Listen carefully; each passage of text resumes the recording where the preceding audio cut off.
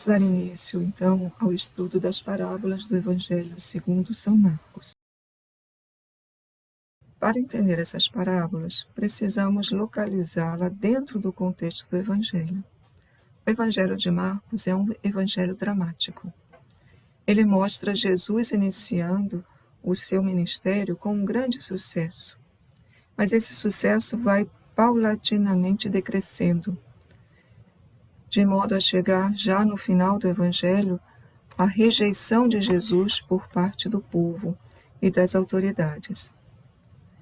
É nesse contexto que nós podemos entender as parábolas.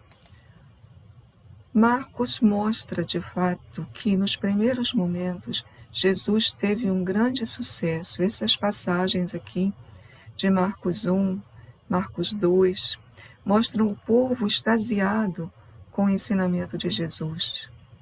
No capítulo 2, quando ele cura o paralítico, o povo no final diz: nunca vimos nada igual. É sempre uma grande receptividade por parte do povo.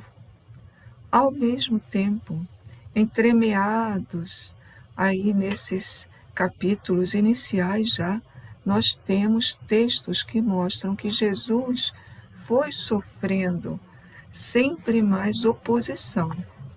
Já no capítulo 3, início do Evangelho, nós temos lá o versículo 6, por exemplo, que diz assim: ao se retirarem, os fariseus com os herodianos imediatamente conspiraram contra ele sobre como o matariam. A morte de Jesus já é entrevista no capítulo 3 do Evangelho. Depois, mais tarde, no capítulo 6, nós temos Jesus junto aos seus conterrâneos, né, que não entendem. Ele não é o filho do carpinteiro, não é o carpinteiro, nós não conhecemos aqui os seus parentes. E no versículo 3 do capítulo 6 se diz então: escandalizavam-se dele. No capítulo 8, nós temos ali Jesus com os discípulos. E Jesus fala que os discípulos devem deixar o fermento dos fariseus. E os discípulos não entendem nada, porque pensam que Jesus está se referindo à multiplicação dos pães que ele fez anteriormente. Jesus, então, no versículo 17, diz assim: ainda não entendeis, nem compreendeis? Tendes o coração endurecido? Tendes olhos e não vedes, ouvidos e não ouvis? E no versículo 21, ainda não entendeis? O próprio Jesus parece surpreso com o coração endurecido, com a incapacidade de compreensão manifestada pelos próprios discípulos, na primeira e na segunda parte do Evangelho. Por exemplo, no capítulo 4, Jesus já admoesta o povo, né? Quem tem ouvidos para ouvir, ouça. Ou seja, ele chama uma decisão. No capítulo 7, o profeta Isaías bem profetizou a respeito de vós hipócritas, como está escrito: este povo me honra com os lábios, mas o seu coração está longe de mim. Então é uma coisa muito exterior. Interiormente não há uma receptividade. No capítulo 8, depois que Pedro proclama: tu és o Messias, né? Jesus indica que ele deve sofrer, deve chegar até a morte, e Pedro começa a censurar Jesus. A mesma coisa ocorre no capítulo 9. Sempre que Jesus anuncia a sua paixão, nós vemos ali uma incompreensão dos discípulos. Marcos tem 3 anúncios da paixão, né? No capítulo 8, no capítulo 9 e no capítulo 10. E em cada um deles, a resposta dos discípulos, a reação dos discípulos é sempre a mesma. Primeiro Pedro censura. Depois, os discípulos em geral não compreendiam, mas ao mesmo tempo tinham medo de perguntar, porque supunham algo terrível.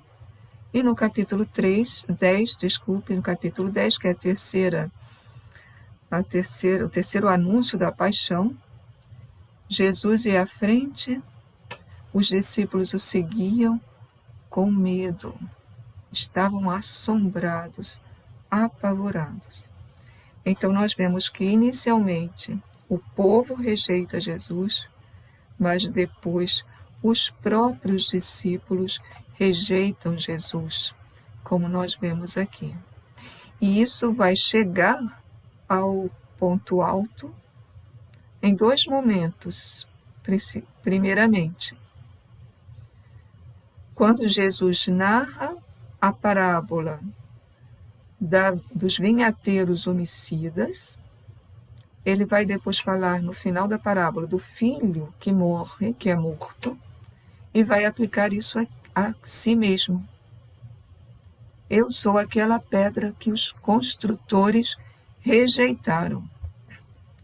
E num segundo momento, isso vai aparecer nas cenas da paixão, propriamente ditas. A rejeição por parte do povo aparece quando o povo grita: crucifica-o, em lugar de Barrabás. Mas há também, nas cenas da paixão, a rejeição por parte dos discípulos. Nós temos Judas, que trai Jesus, que o entrega, não é? Contexto, então, que nós vamos entender as parábolas de Jesus. Marcos apresenta poucas parábolas. Apresenta 4 parábolas, sendo 3 no capítulo 4 e uma no capítulo 12. As parábolas são a parábola do semeador, a parábola da semente que germina por si só, que só existe em Marcos, não existe nos outros evangelhos, e a parábola do grão de mostarda. No capítulo 12, nós temos a parábola dos vinhateiros homicidas. Então, no capítulo 4, se mostra por que Jesus foi rejeitado. Ao mesmo tempo, se mostra a força da palavra de Jesus. No capítulo 12, se mostra a rejeição já claramente anunciada ali, no sentido da sua morte. Há ainda uma pequena parábola que ocorre no discurso escatológico, mas nós não consideramos aqui porque essa parábola está estritamente ligada à mensagem escatológica de Jesus, que está nesse capítulo 13, quando ele fala da queda dos muros de Jerusalém e da cidade de Jerusalém, destruição pelos romanos, e une isso à escatologia no sentido do final dos tempos. Ali ele narra, então, o sinal da figueira, como a figueira começa a brotar e as pessoas logo percebem que está chegando o verão, assim também se deveria estar atentos ao sinal do tempo para poder perceber que está próximo a vinda, né? Está próxima a vinda de Jesus, a parousia e a consumação da história. Vamos ver primeiramente a parábola do semeador, que é longa. Ela possui 2 partes, a parábola propriamente dita, no capítulo 4, versículos 1 a 9, e depois Jesus mesmo explica, nos versículos 13 a 20. Parábola aqui, seja neste texto, seja nos outros, significa um dito sapiencial. Jesus está ensinando alguma coisa, usando inclusive o modo de ensinar dos sábios judeus, né, israelitas em geral. Para entender essa parábola, nós devemos considerar alguns elementos. Quais são esses elementos? De que trata a parábola? Qual é o assunto da parábola? Segundo, como pensam os ouvintes?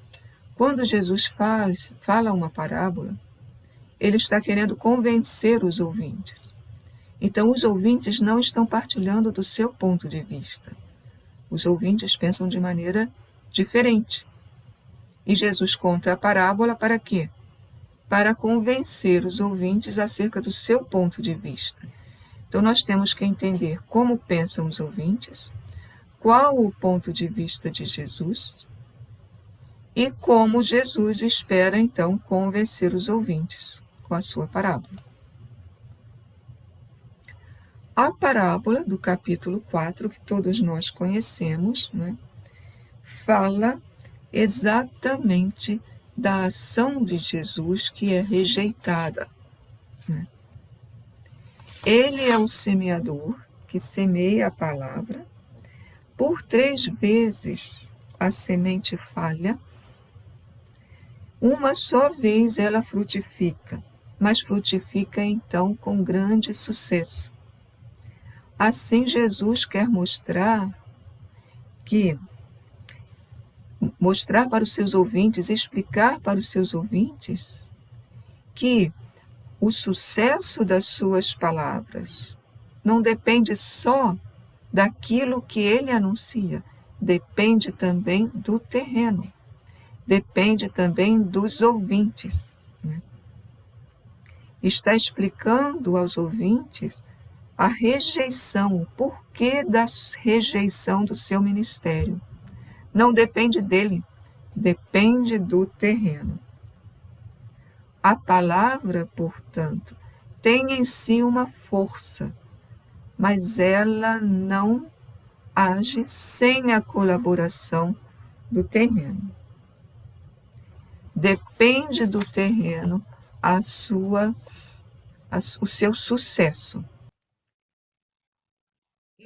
Esse ponto é essencial para entendermos a mensagem do reino de Deus. O reino de Deus possui uma força, mas ele não se impõe, ele respeita o terreno. O ponto de vista dos ouvintes é outro. Eles estão rejeitando o ministério de Jesus. O ponto de vista de Jesus vai haver a rejeição sim, mas naqueles que receberem a palavra, haverá uma multiplicação prodigiosa. Né? Poderíamos então dizer que Jesus aceita no primeiro momento o ponto de vista dos ouvintes, que seu ministério é rejeitado e por isso em grande parte não dá frutos. Mas a este pensamento ele contrapõe a sua própria convicção. Uma parte dará fruto, e numa dimensão que os próprios ouvintes não podem suspeitar. Ou seja, ao fracasso aparente da sua missão, ele contrapõe um sucesso estupendo, maravilhoso. Sintetizando aí esse primeiro ponto, nós poderíamos dizer: o reino de Deus não pode ser interpretado segundo as categorias humanas. É preciso ter outro ponto de vista. O reino supõe uma adesão pessoal. Ele é uma proposta que exige uma resposta. A palavra pode ser acolhida ou pode ser rejeitada. De onde vem essa convicção de Jesus? Se ele mesmo, já no capítulo 3, estava sendo ameaçado de morte pelos herodianos e pelos fariseus, né?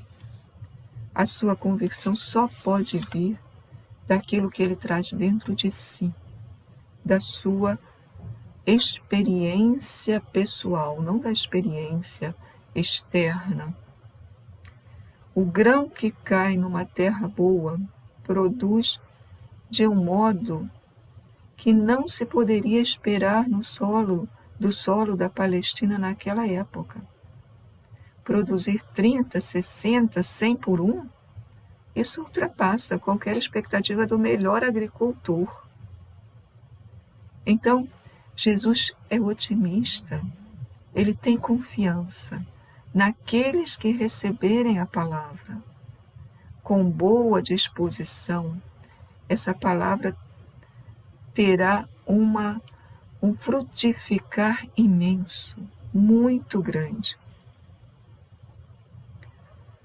Com isso, nós vemos que os ouvintes são convidados a participar desse ponto de vista de Jesus, dessa experiência pessoal de Jesus.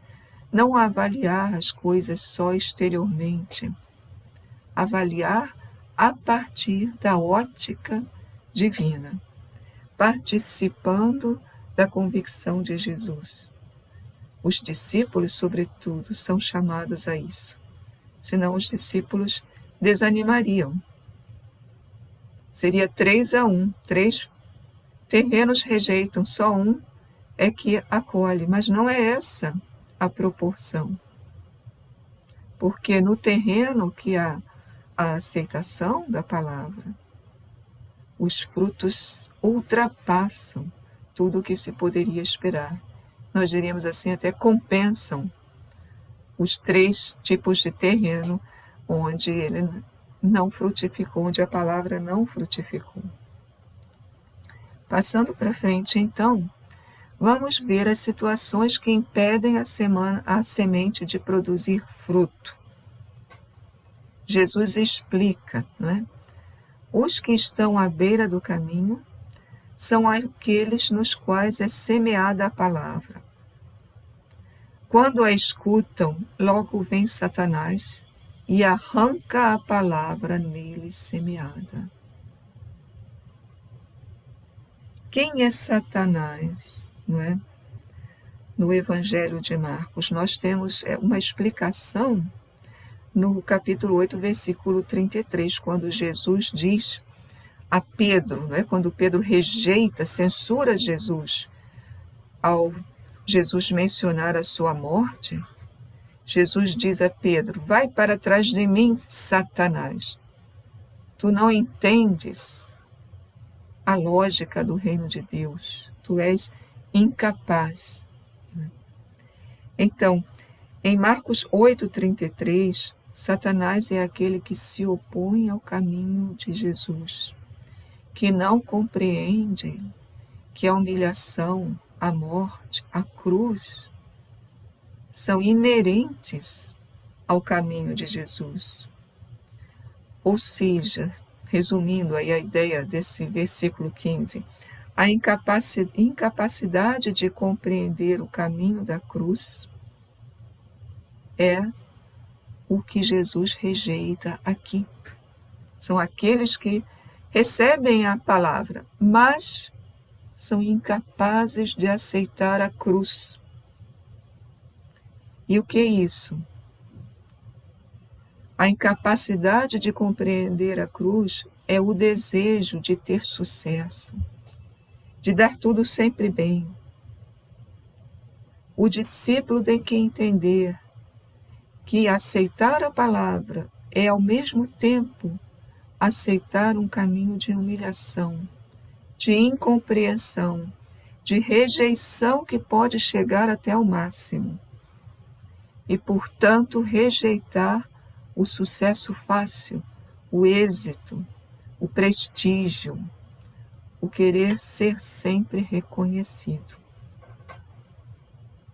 Isso, evidentemente, não é nada fácil para o discípulo, mas o discípulo segue o mestre. E o mestre lhe promete não só o sofrimento, promete a glória. Né? Segundo tipo de terreno. Os que estão no terreno pedregoso são os que, ao escutarem a palavra, imediatamente a recebem com alegria. Então, têm uma disposição favorável, mas não têm raiz em si mesmo. são de momento. Essa palavra é muito importante. São de momento. É o contrário do ter raiz, de ter solidez. Quando vem a tribulação, aí ele está explicando qual é o problema. Quando vem a tribulação ou a perseguição por causa da palavra, logo ficam escandalizados. Escândalo, nós sabemos que significa a pedra de tropeço. Então eles tropeçam e caem. O tropeço é o momento anterior à queda. Primeiro a pessoa tropeça e depois ela cai. Então, a semente que cai no terreno pedregoso, o que é? É a inconstância, a adesão só exterior, né? Só interesseira da palavra. São homens de momento. Interesseira por quê? Porque quando vem a exigência, se deixa de lado, né? Ou seja, quem não acolhe a palavra numa atitude profunda de adesão a Jesus, de amor, de conformação à pessoa dele, ao seu caminho, é incapaz de conservar essa palavra no momento de dificuldade, porque não tem raízes. É importante ter raízes. Raízes em quê? Em quem? Aí, o texto de São Paulo aos Colossenses, no capítulo 2, nos ajuda a entender essas raízes. Quando São Paulo diz: como recebestes a Cristo Jesus como Senhor, assim nele andai, caminhai, ou seja, seguir, enraizados nele. É a mesma palavra que é usada aqui no Evangelho de Marcos, a mesma raiz, né? O mesmo termo.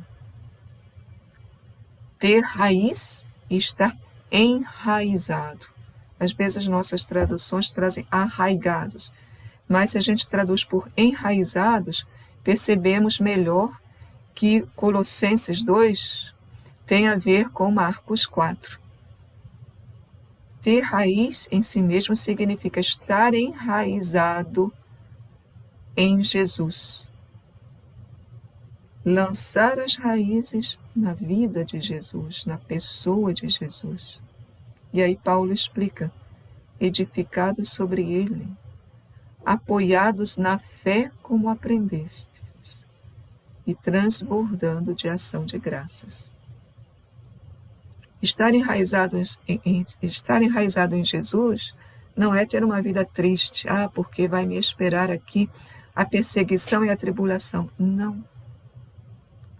É ter uma vida em ação de graças, por estar unido tão intimamente a Jesus. Terceiro tipo de terreno: a semente que cai entre os espinhos. São os que escutaram a palavra, mas quando surgem as preocupações mundanas, a ilusão da riqueza e os outros desejos, estas coisas sufocam a palavra e ela fica sem fruto. Então não é a questão agora da tribulação. A tribulação vem de fora. Agora o problema vem de dentro.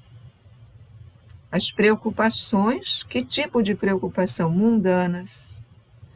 A ilusão da riqueza, o querer ter.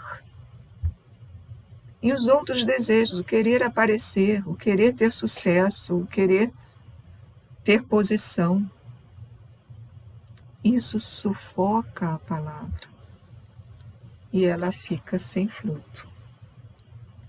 Então, a semente é sufocada devido às excessivas preocupações com o mundo presente, mundanas aí, o mundo. As coisas do nosso dia a dia. Nós lembramos aqui, por exemplo, daquele texto de São Lucas, né?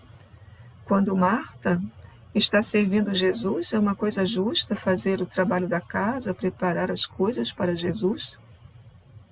E Jesus diz: não, não, Marta, você está preocupada com muitas coisas. Então, não é que não se deva estar preocupado, evidentemente é que Marta precisava cuidar da casa, fazer o almoço, preparar a recepção. Jesus estava lá como visita, não é?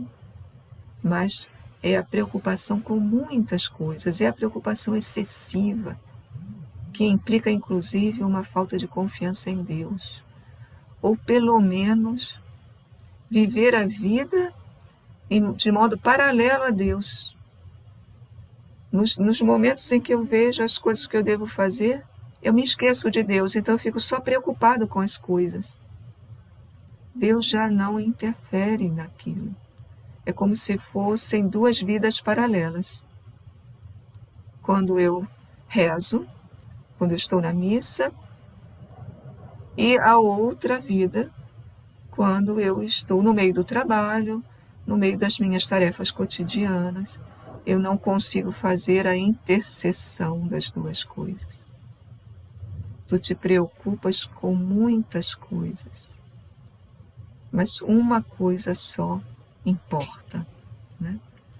Então, a semente é sufocada devido às excessivas preocupações com o mundo presente, pela tentação do ter, a ilusão das riquezas, do poder, do possuir sempre mais.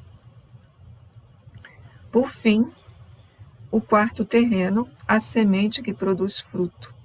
São os que escutam a palavra, a acolhem e produzem fruto. 30, 60 e 100 por 1. É importante observar aqui que no texto grego do Evangelho é usado o tempo verbal no presente, que indica uma duração.